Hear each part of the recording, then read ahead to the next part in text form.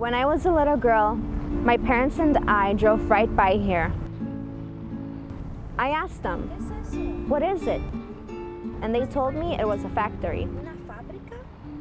I thought, well, if it's a factory, then it must make clouds. And ever since then, I called this the Cloud Factory.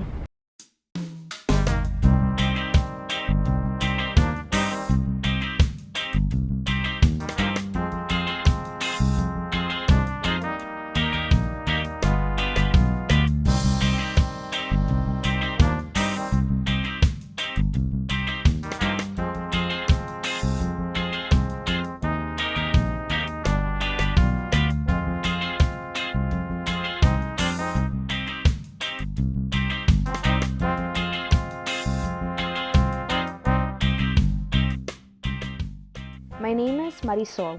I am 18 years old, and here on the southwest side of Chicago is my community, Little Village.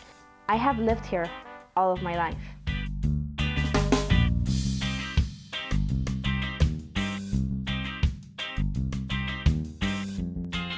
I love many things about Little Village: the thriving shops on 26th Street, community gardens, the street vendors who sell corn on the cob, ice cream and tamales, and the beautiful Catholic churches. Of the 90,000 people who live here, most are Mexican American, and over half are under the age of 18.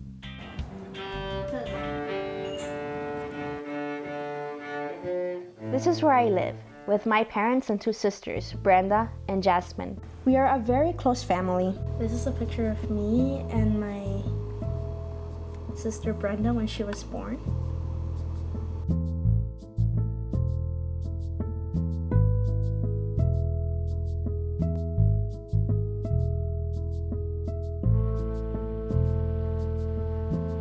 When Brenda was little, she used to cough a lot.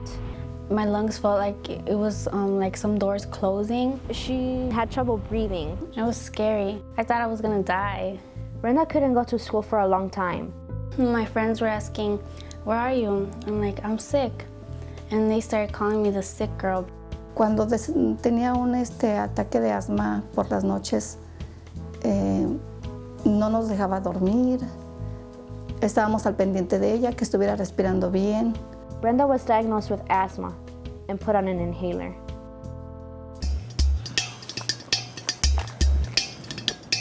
One day, my mom and I learned about a community group called Little Village Environmental Justice Organization, or El Vejo for short. El Vejo is made up of residents of Little Village who work to make change in the environment and community through organizing and social action. The coordinator of El Vejo is Kim Wasserman.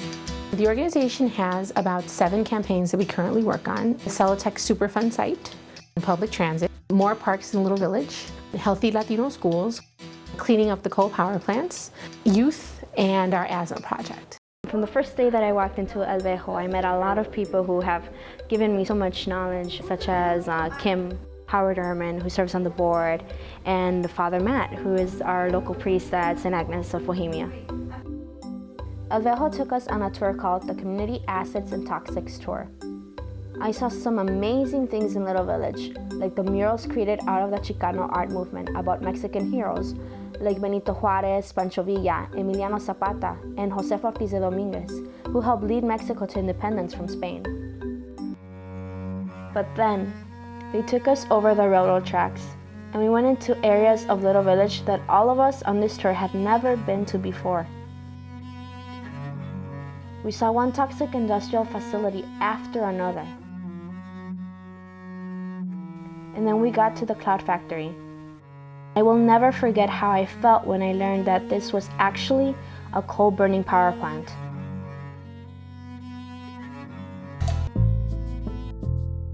So during this tour, I found out that there are various chemicals coming from the coal power plant.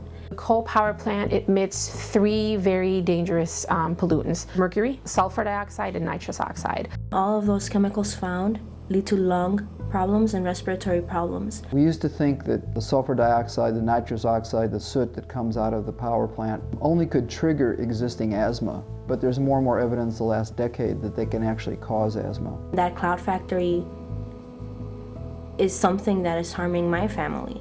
Actually, here in Little Village, 46 people a year died from asthma. Then there's about 500 people who were hospitalized and about 5,000 who either visited their doctors or emergency rooms as a result of air pollution from coal power plants. Why is it here? Why in my neighborhood? Why isn't it in some other neighborhood? Why is it in my community?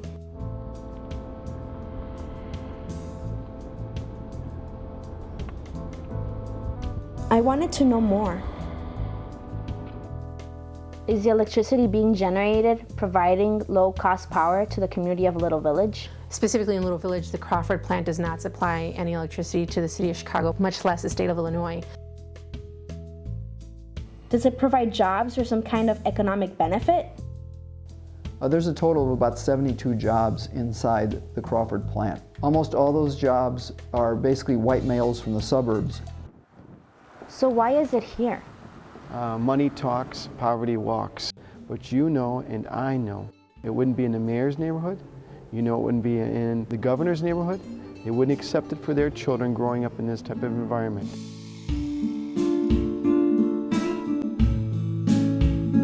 Communities of color throughout the United States are systematically targeted by both the state and industry for the siting of ecologically hazardous toxic waste sites and industrial facilities called ecological sacrifice zones. In fact, I found out that 9 out of 10 Latinos living in Chicago are breathing air that violates federal pollution standards. Most of the people that are affected, they come from low-income neighborhoods like Little Village. If we stood up, Little Village, 90,000 of us, and said we're not going to accept that, we could stop that. When I realized that all of these problems are due to environmental racism, then that angered me. I wanted to do something about it. I knew I had to raise awareness. So 3 other youth from the community, including myself, decided to start a youth group. We have different ideas to approach issues, and we use technology to do that. We make videos, we put them on YouTube. We use media as an organizing tool. We as a community do not deserve to be living in the shadows of this coal power plant. We're documenting what Crawford is doing because most people don't know, and Crawford doesn't want them to find out. Yeah, that's no problem. Well, I'm just letting you know now, man. I'm not gonna argue with you.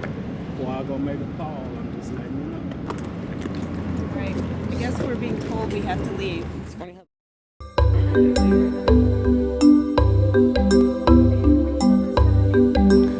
So one day I came up with an idea.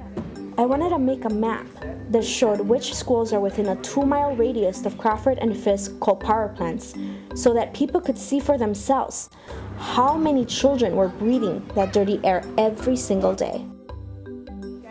Green power!